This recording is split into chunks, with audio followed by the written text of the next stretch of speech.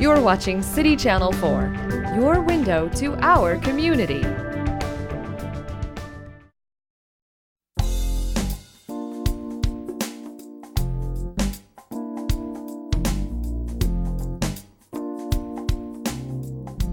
Good evening. Thanks for coming. This is a walk on the wild side, living with urban wildlife. I'm Liz Ford. I'm the director for Iowa City Animal Shelter, and thank you all for coming. This program is hosted by the Parks and Recreation Department with the City of Iowa City, and our gracious host, Mike, is here in the back of the room. Thanks, Mike. And presenting today is Officer Willa Hamilton. Willa has many years experience handling all kinds of wildlife, domestic animals and wild animals. And she's been an officer for 7 years. She handles calls daily involving wildlife. The animal shelter took in about almost 400 wildlife species last year alone. And were able to, through the help of rehabbers, save a little over 70 of them. And then there's a couple of people here tonight that are licensed rehabbers. Suzanne and Robin, wave. So there'll be time at the end for questions. If you're interested in knowing more about rehabbing or the work that they do, I'm sure they'd be happy to answer questions. And so without further ado, I'd like to introduce Willa and be on with the show. So I'm Willa, and I am lucky enough in my job to be able to handle wildlife on a fairly regular basis. It's part of my job that I really enjoy, and it's a subject that I'm always learning more about, and we at the shelter really rely on our rehabbers to help us out with a lot of our wild animal issues. But we are always we want to be a resource for the public and be able to connect them with the rehabbers and be able to give them whatever advice they might need to help them coexist with wildlife harmoniously. And wildlife in our community, it's something that, at one point or another, people are going to encounter wild animals in their backyard or while out and about. And why should we care about urban wildlife? Also, I just want to say, if you have questions that come up, you can totally interrupt me. It's fine. You don't have to wait until the end. So I just want to make sure that people know that.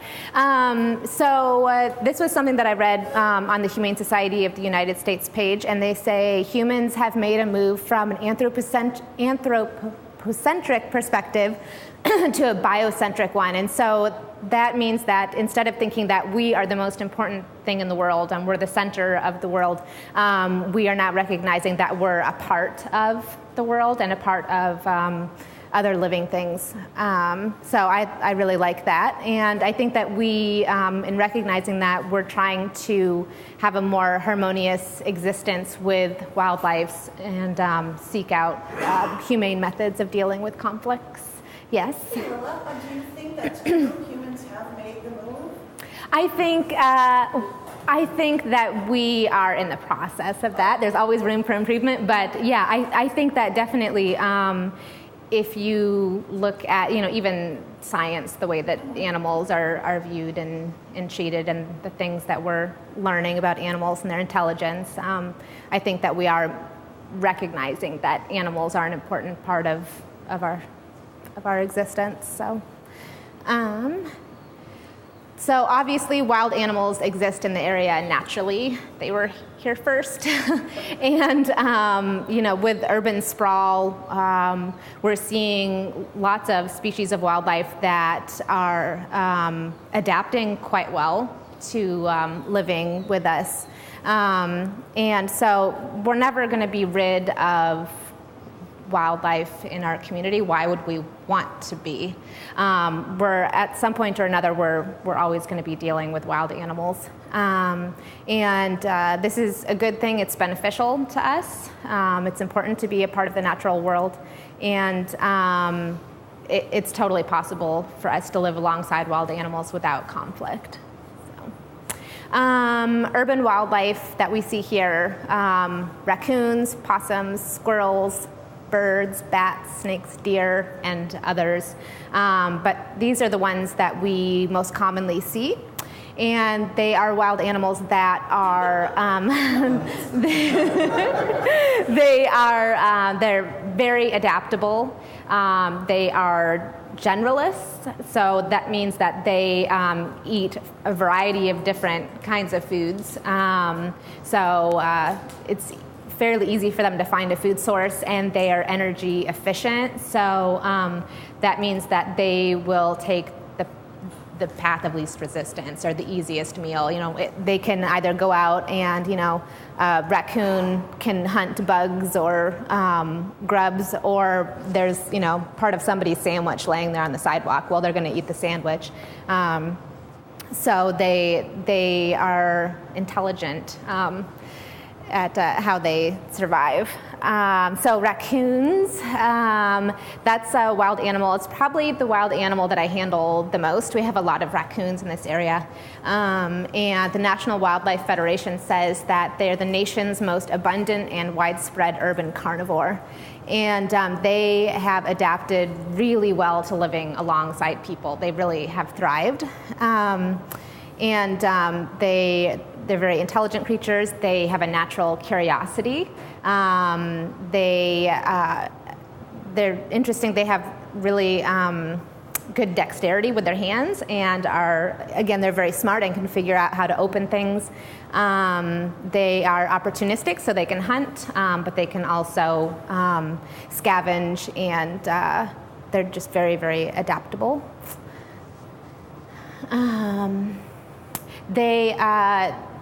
They definitely utilize man-made areas, so that includes chimneys, sheds, under porches. They're a wild animal that's not necessarily very afraid of people. So people may see them, right in their backyard or coming up onto their porch. If people leave out things like bird seed or cat food, they're going to come and find it. Opossums. This is another wild animal that I handle a lot. I really like possums. I think they're a really neat animal. They are mostly nocturnal. They're a little bit shyer than raccoons. They tend to be pretty transient. So when people call and they are having issues with possums, they're often kind of relieved to hear that possums are fairly transient and they don't tend to stay in one place for very long. So they're going to take advantage of some opportunity, and then they might just move along once that resource is used up. Is it true that possums eat ticks? Probably. I mean, they eat insects and they eat a variety of different things. So, yeah. They're also neat. They're North America's only pouched mammal, only marsupial, and they have a semi-prehensile tail, so they can use that tail, and they are fairly resistant to many other illnesses that other mammals fall victim to, like rabies and distemper. They tend to be a little bit resistant to that. Their body temperature is a little bit lower than most other mammals, so that's kind of neat. Bats, that's another one of my favorite wild animals. Bats get a really bad rap, and they are a really, really important species of animal. They're one of our most important sources of insect control. They eat literally tons of bugs each year. Some species of bats are important in pollinating plants as well as controlling insect populations. Very few bats become rabid. Of all the bats that are sent in for testing each year, they have found that less than half of 1% of them have come back positive for rabies. They can be a vector for rabies, but it's not as common in this area as people may fear.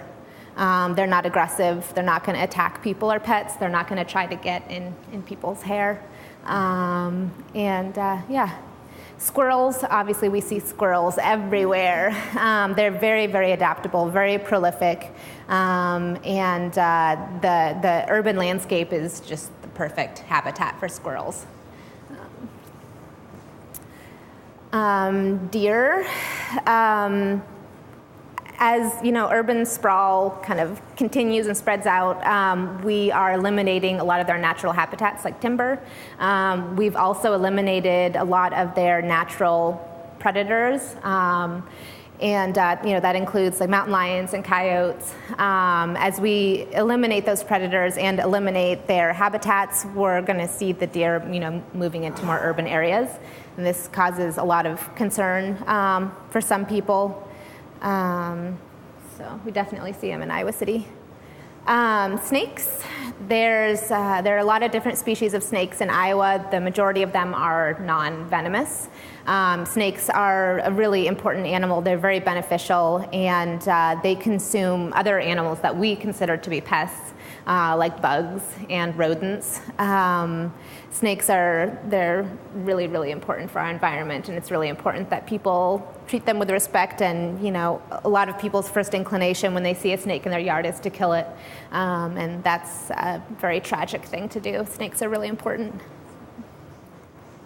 So whenever we're encountering wildlife and we're having problems with wild animals on our property, it's really important to remember, pretty simple, if there are resources accessible, we're going to see wildlife come. If there's food, if there's water, if there's shelter, then there will be wildlife. So that's important to remember and to keep in mind if you're trying to figure out how to deal with wildlife in your area, or if you don't want wild animals around. If you have these things, chances are you're going to attract wildlife. I think it's easy for us to get kind of trapped in that anthropocentric way of viewing the world and just see things from a human perspective. And what we see is a beautiful yard. It's landscaped. It's got gorgeous plants. There's a little fountain. We've hung up bird feeders. And it just looks beautiful. This is what wildlife sees. If a wild animal is looking at this yard, it's going to see that there's a water source, that there are bird feeders hanging up, there are edible plants, and there's lots of hiding places. So we see, this beautiful landscaped yard. A wild animal sees it, and they see opportunity. So when we're having problems with wildlife, we need to define the problem, identify what kind of damage has been done, and figure out what species of animal is causing the damage before we attempt to tackle the problem. So obviously it's of concern to people if they're having wildlife in their yard, those interactions with domestic pets. We have to worry about illnesses or animals getting hurt. So not a good combination are domestic pets and wild animals. So, getting into people's garbage, taking up residence in houses and attics, damage to dwellings, traffic hazards. That's a lot of people's concern with deer in traffic. But we have to understand that wildlife doesn't know how to differentiate between what is intended for them and what isn't. Again, for them, they see opportunity. So we do things like we provide attractions for certain species of animals that we want around, and then expect that other animals will leave it alone. We put out all these, bird feeders and fruit and lovely things to attract the beautiful songbirds that we want to see. And then the raccoon comes along and he's like, great, it's like a buffet for me. And we expect that he understands that he's supposed to leave it alone. But again, this is opportunity for him. It's food and it's available. We want to interact with wildlife on our terms, and in some circumstances we encourage them by feeding them. So when people feed geese and ducks, it's not a good situation for the animals because a variety of reasons. Number one, the food isn't necessarily good for them that people are giving them, but it's confusing for wild animals. They don't understand, that not all people are a source of food for them, or they may come to depend on that from people. So it's not a good situation for wild animals. And again, if we create these habitats that are really inviting, wild animals are going to come. So if we're landscaping, if we're gardening, and we're providing food and water, that's like that triangle that I showed. That's all opportunity for wild animals. They're going to come. We're making the perfect habitat for them. So they're just all.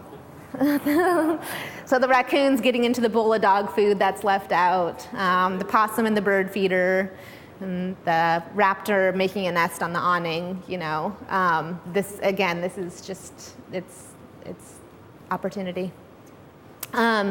When we get calls at the shelter from people who are having issues with wildlife, they often want to know if they can trap and relocate. And this may seem like a humane alternative to people. They like that idea. You don't have to kill the wild animal. You're just going to trap it and take it out someplace else. And we'll take it to, some beautiful woods or, out to a lake. And it's beautiful. This is where a wild animal should be, right? But it's actually not that good of an alternative. It's kind of like dropping a person off in the desert. Where's the food, the water, the shelter? Where are the resources at? These animals have no idea. They haven't been out here before. There was a study that was done by some wildlife researchers, and I think there were around 90 animals that they followed that they had trapped and relocated. And at the end of the study, nearly all of them had died. Like I said, animals struggle with locating resources necessary for survival in that new area. They can get into conflicts and are killed by other wild animals that have already established that territory as their own. And there's that saying that nature abhors a vacuum, and it's true. They've done studies and they've found this, that you trap an animal and you remove it, now you've created a vacancy. And it's like a big neon, blinking vacancy sign at a motel. The other animals see that availability and they move in. Now you've freed up more resources for other wild animals, so it can actually end up increasing the population and doing the opposite of what people are intending to do. So solutions, pretty simple most of the time. If you're having issues with wild animals and issues with wild animals getting into your garbage or your bird feeder, your property, most of them come down to property maintenance, making sure that things are in good working order, preventing the problems in the first place by removing resources. So exclusion is it's probably the safest bet. It's the most humane, it's the cheapest, it's really the best solution, is just prevent them from having access in the first place. And so repair and seal off exits, entryways, any way that an animal can get inside of property, seal it off. And there's lots of professional products out there that can help people with that, ridge vents, gable vents, attic fan vents. They make all that stuff. You can order it online or at a hardware store. So there's plenty of products out there that are available for this. Again, just exclusion, property maintenance, so using a chimney cap, putting up lattice work under a porch to kind of seal off that area. And there's lots of places in a house where animals can get through. So through open windows, the chimney, loose shingles, under soffit that has maybe deteriorated. Again, most of this comes down to just good property maintenance. If somebody has a hole in their attic and they've had a wild animal get into there, like a raccoon, they want to know if they can seal the area off. And it's really important, especially during this time of year, that people make sure that they never, ever seal off a hole without making sure that an animal is out first. This can have tragic results if people seal an area off and they haven't tested first. Young can be left behind and orphaned, and they will most certainly perish. If the parent can't get back into them, it can also result in more property damage because a very distressed mother animal is trying to get into her young, so she's making more of a mess trying to get to them. So they say that there's a few different tests that you can do. One of them is the paper test, where you crumple up some paper and stick it into the hole and see if it's been disturbed There's a couple of other methods that you can use to test for habitation, but. And then discourage the attraction in the first place. So brush piles are really attractive to wild animals. It's a place to hide and a place where they feel safe. Old sheds that have openings or in poor repair. Again, just the perfect place for a wild animal to get into and take up residence. And putting away bird feeders at night. This is something that a lot of people don't think about doing, but you're leaving a buffet of food out every night for wild animals to come and eat. And not only will it attract things like raccoons or possums, but it's going to attract rodents, which then in turn will attract the larger predators that will want to come and hunt the rodents. So prevent access, garbage cans,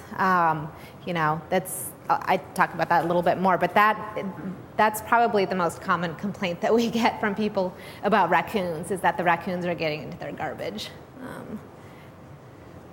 Bird feeders, again, another common complaint. People put out bird seed, they want the songbirds.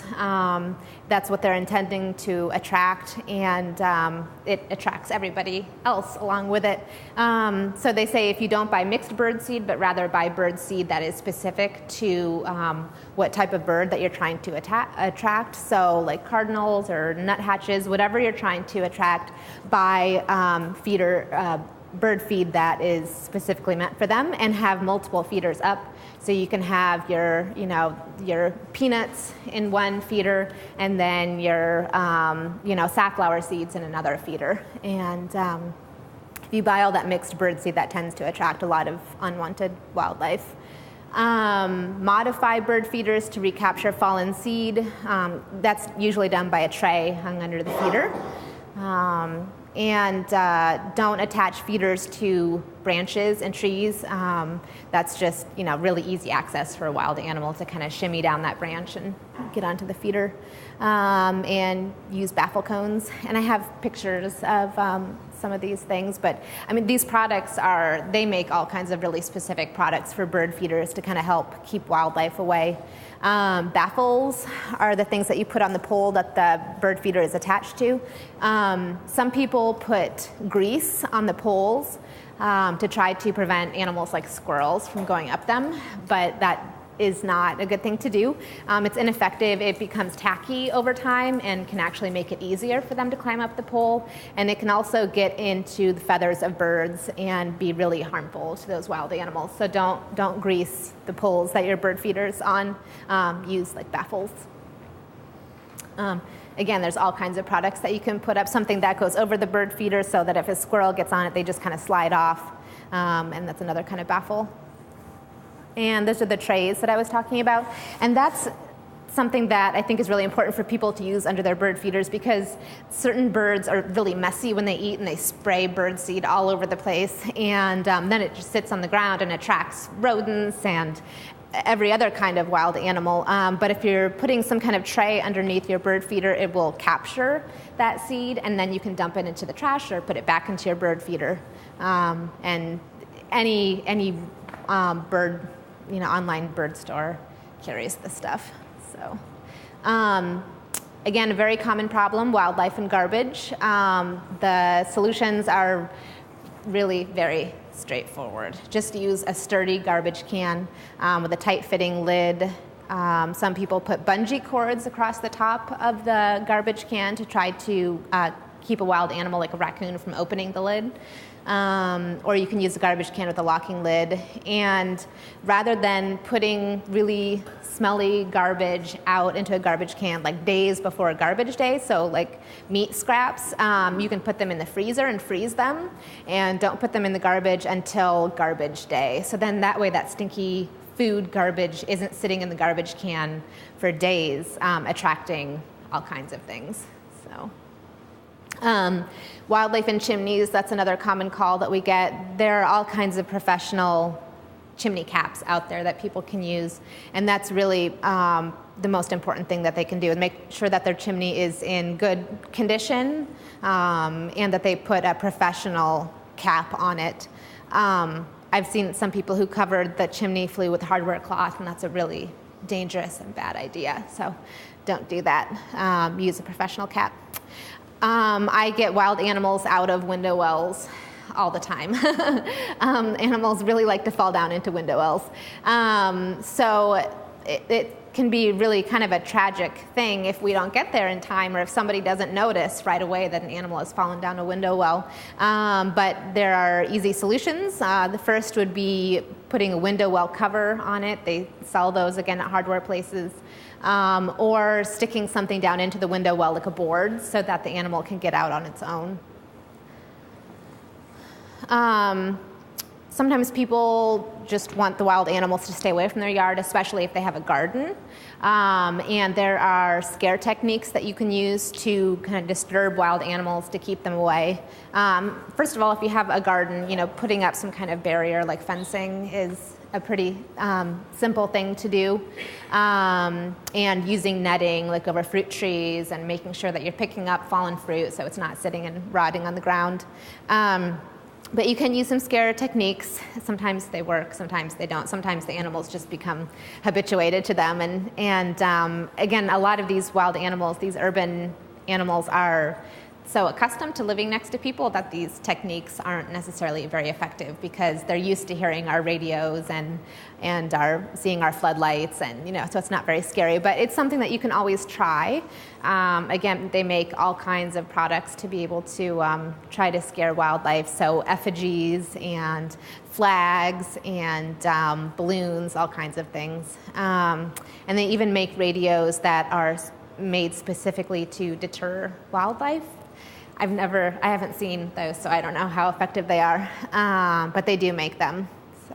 What is it about the configuration of those two really big eyes that makes an animal scared? Because they look like two giant. Well, because prey animals tend to have their eyes on the sides of their head so they can see what's around them. Predators tend to have them in the front. Yeah, so it looks like two giant eyeballs like staring at you.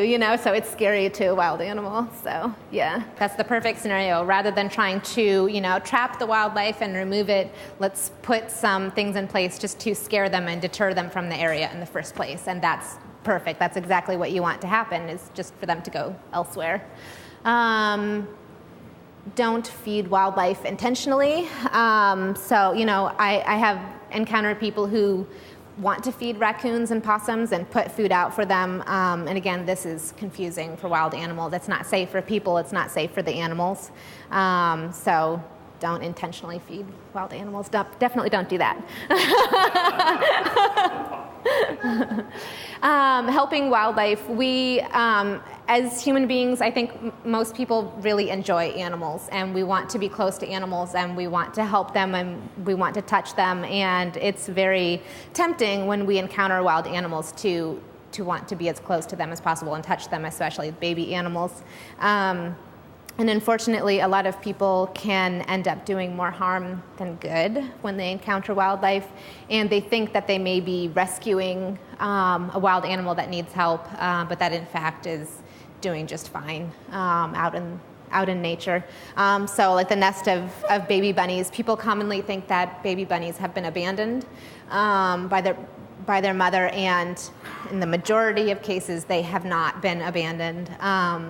The rabbits are crepuscular, so they're active most at dawn and dusk. So that's when the mother rabbits tend to come and take care of the babies, and then you won't see them throughout the day. So people think they've been abandoned, but they haven't. You just won't see the mother when she comes to take care of them.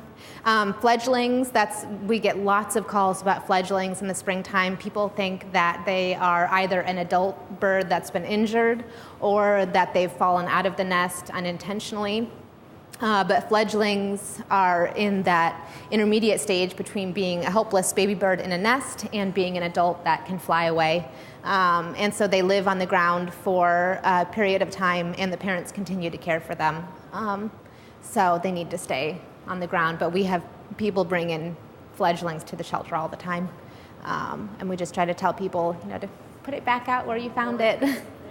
Yeah, just put it back. It needs to be down on the ground. That's how it grows up. That's where it's supposed to be. Turtles, I didn't really talk much about turtles, but that, again, this time of year, we start seeing turtles trying to cross the road.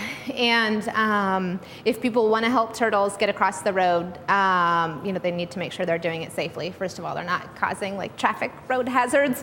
And if they're picking a turtle up, they're not picking it up in a way that would hurt it, so not picking it up by the tail, but they're holding it by the shell and putting it across the road, and then, of course, washing their hands really well because of salmonella. So, and the most important thing when encountering wildlife that you're having issues with or that you're concerned about and you think might need help, contacting professionals. So that means wildlife rehabilitators, animal shelters. We're going to be able to connect people up and get those wild animals that need help in with the right people and with the professionals that are there to help them thrive. It's really important that we don't try to take care of the wild animals ourselves. We let the professionals do it because we can end up doing more harm. We think we're doing something good. We want to do something good, but we actually end up causing more damage. So people will find baby bunnies and try to nurse them with a bottle themselves, this can just cause more problems than good. So, and of course, we should enjoy wildlife, and we want to enjoy wildlife. We should enjoy it from a distance if we can, and try to not interfere with them too much. So, and there's just tons of information out there on living with urban wildlife. I found lots online. So, thank you.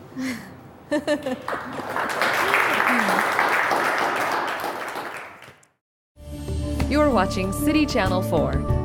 On TV, online, on demand, on Facebook, and now on the go on your mobile device.